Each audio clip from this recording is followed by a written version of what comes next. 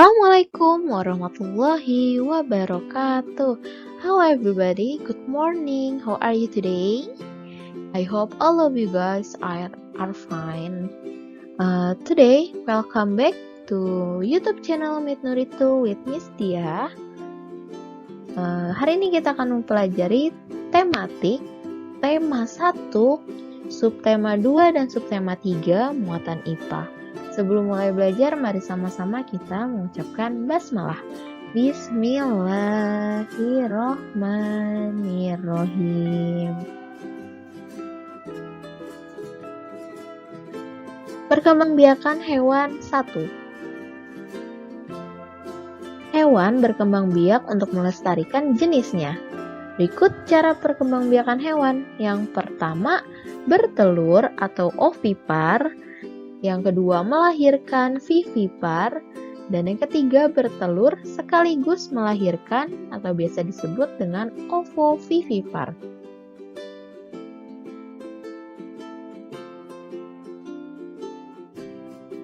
Hewan-hewan yang berkembang biak dengan cara bertelur disebut ovipar. Ciri-ciri hewan ovipar antara lain tidak memiliki daun telinga dan mengerami telurnya. Contohnya, burung, ikan, reptilia, dan katak. Hewan-hewan yang berkembang biak dengan cara melahirkan disebut vivipar. Ciri-ciri hewan vivipar antara lain memiliki daun telinga dan tubuh ditutupi rambut. Contohnya ada kelinci, sapi, kucing, kambing, lumba-lumba, dan lain-lain hewan mamalia.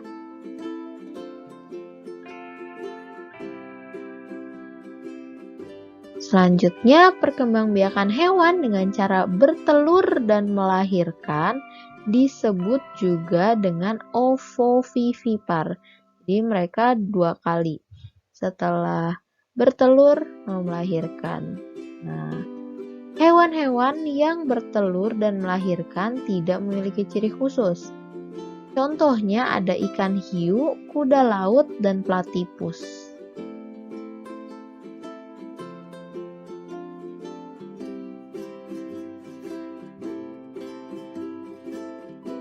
Oke, yang pertama ada perkembangbiakan hewan ovipar.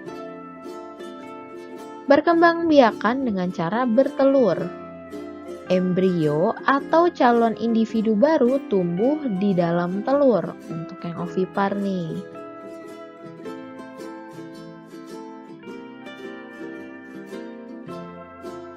Selanjutnya ciri-ciri hewan ovipar. Yang pertama, embrio atau calon bayi berkembang di dalam telur atau di luar tubuh induknya. Yang kedua, embrio atau calon bayi memperoleh makanan dari dalam telur. Anak keluar dari telur ketika menetas. Telur dierami induk atau ditimbun pasir. Yang terakhir, induk tidak memiliki kelenjar susu. Jadi untuk hewan bertelur ini tidak menyusui ya, karena dia bukan merupakan mamalia.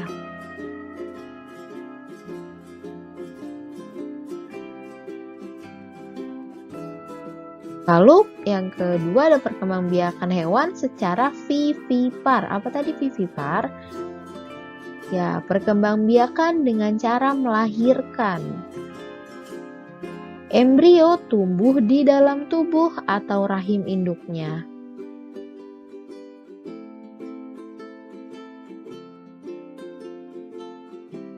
Ciri-ciri hewan vivipar. Embrio berkembang di dalam rahim induknya. Yang kedua, embrio atau calon bayi memperoleh makanan dari dalam tubuh induknya. Lalu anak keluar dari induknya dalam keadaan sempurna. Dan yang terakhir, induk memiliki rahim dan kelenjar susu. Bedanya itu. Kalau hewan vivipar karena dia melahirkan, dia memiliki kelenjar susu atau menyusui seperti mamalia.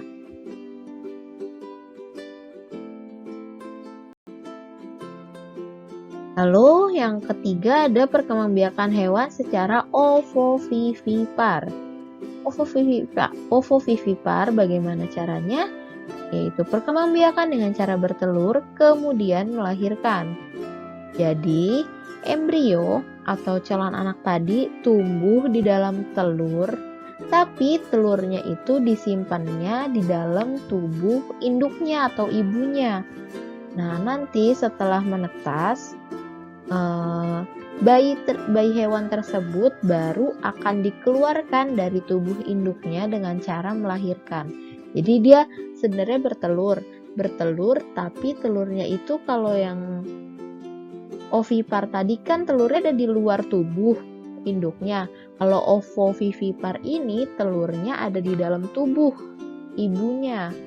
Nah, baru tuh nanti setelah menetas di dalam tubuh tadi, baru keluarnya itu lewat cara melahirkan. Nah, itu dia yang disebut ovovivipar.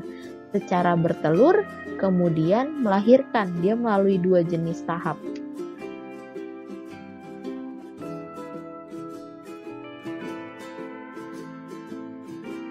Nah, ciri-ciri hewan ovovivipar. Nih, telur berkembang biak dalam tubuh induknya.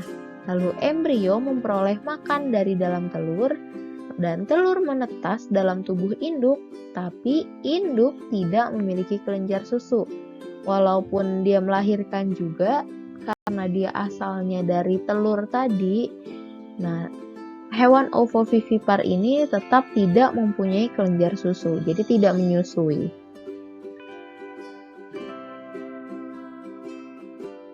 Berikut contoh hewan ovipar, vivipar, dan ovovivipar.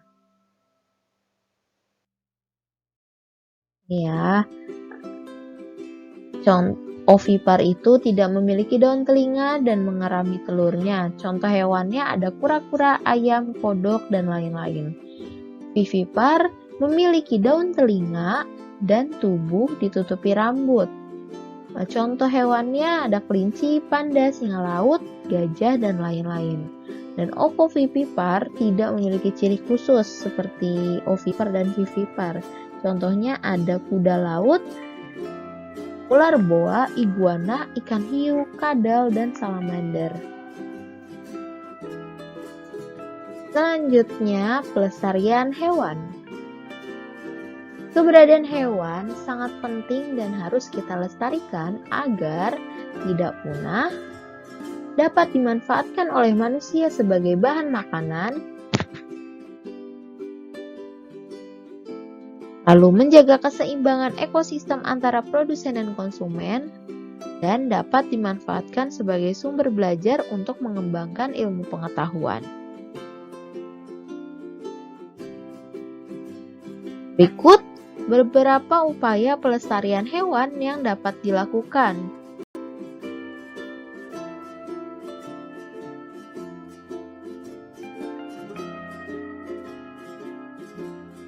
Yang pertama, memahami pentingnya pelestarian hewan.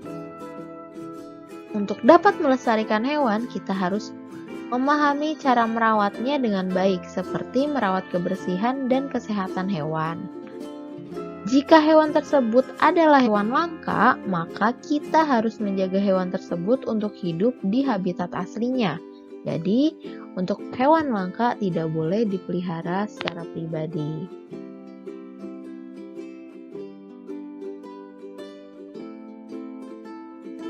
Lalu yang kedua, membuat tempat penangkaran untuk hewan langka. Penangkaran adalah upaya untuk melestarikan hewan yang terancam punah. Penangkaran berfungsi sebagai tempat pengembangbiakan serta pemulihan hewan yang mengalami luka-luka dan trauma.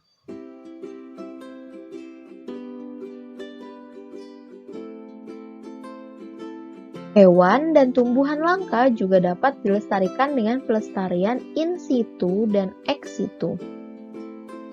Pelestarian in situ adalah pelestarian di dalam habitat aslinya, seperti cagar alam, hutan lindung, suaka marga satwa, dan taman nasional.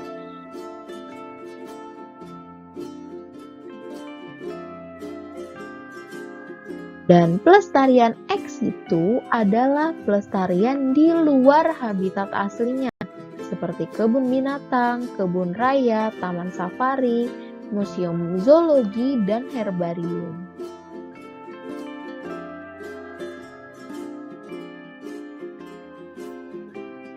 Yang ketiga, upaya pelestariannya adalah tidak melakukan perburuan liar dan jual beli hewan langka. Berdasarkan Undang-Undang Republik Indonesia Nomor 5 Tahun 1990 Pasal 19 yang berbunyi, setiap orang dilarang melakukan kegiatan yang dapat mengakibatkan perubahan terhadap keutuhan kawasan suaka alam. Komodo, orangutan, dan harimau Sumatera merupakan hewan-hewan yang dilarang untuk diburu dan diperjualbelikan.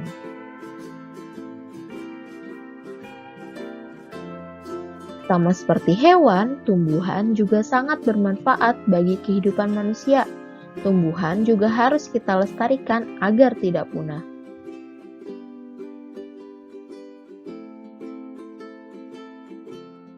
Berikut beberapa upaya pelestarian tumbuhan yang dapat dilakukan.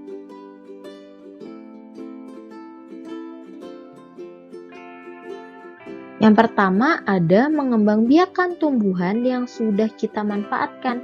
Misalnya mengembangbiakan tumbuhan secara vegetatif alami atau vegetatif buatan.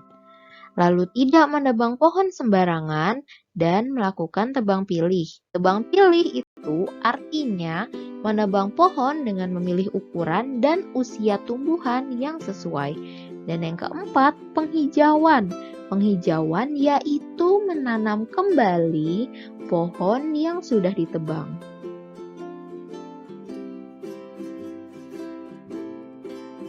Yang kelima, sama seperti hewan, tadi ada pelestarian tumbuhan secara in situ dan ex situ untuk tumbuhan.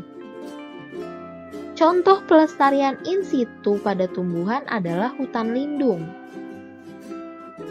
Dan contoh pelestarian ex situ pada tumbuhan adalah kebun raya. Beberapa tumbuhan langka di Indonesia antara lain Amorohalus, Titanium atau bunga bangkai, Rafflesia arnoldi atau bunga rafflesia, kantong semar, cendana, dan meranti. Yang keenam, mengembangbiakan tumbuhan langka dengan kultur jaringan. Kultur jaringan yaitu memperbanyak jaringan tumbuhan menjadi tumbuhan baru. Bunga rafflesia, kantong semar, meranti merupakan tumbuhan-tumbuhan langka yang dilarang untuk diperjualbelikan.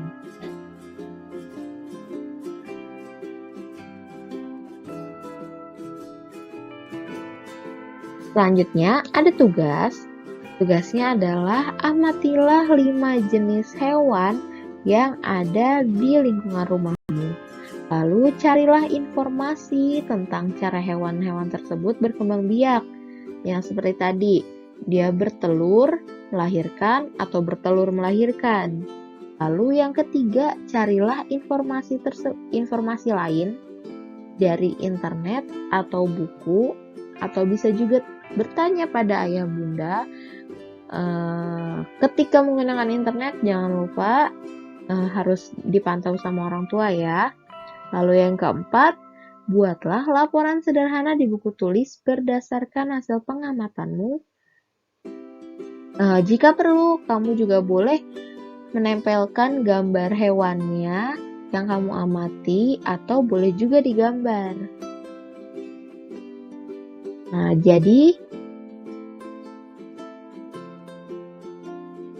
jadi nanti isi laporannya itu ada judul laporannya. Misalnya judul laporannya mengamati hewan di sekitar rumah atau di lingkungan sekitar.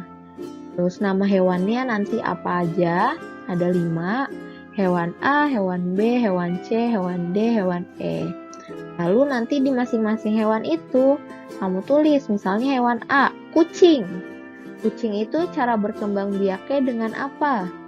Lalu kalian amati kucing itu kayak ciri fisiknya, mempunyai bulu berwarna apa, seperti itu. Lalu matanya, tubuhnya, terus habitatnya dia tinggalnya di mana, lalu suka makan, sering dikasih makan apa, atau kalau kucing liar, sering lihat kucing liar itu makan apa, dan lain sebagainya. Lalu setelah itu, kalian 5 hewan tadi bisa ditulis kesimpulannya dari hasil pengamatan yang kalian lakukan. Nanti dikirimkan tugasnya pada link yang diberikan di grup kelas dan dikumpulkan pada hari Senin. Pada hari Senin pagi ya, pembelajaran pagi kan nanti ada PH hari Senin. Insya Allah PH-nya hari Senin, lalu dikumpulkan kalau bisa sebelum PH. Kalau ada yang masih bingung, bisa ditanyakan ke Miss dia langsung ya. That's all our lesson today. Thank you all for your attention. Kalau ada yang masih bingung, boleh ditanyakan dan langsung jawab ke Miss dia. Mari sama-sama kita tutup pembelajaran kita pada hari ini dengan mengucapkan hamdalah. Alhamdulillahirabbil alamin.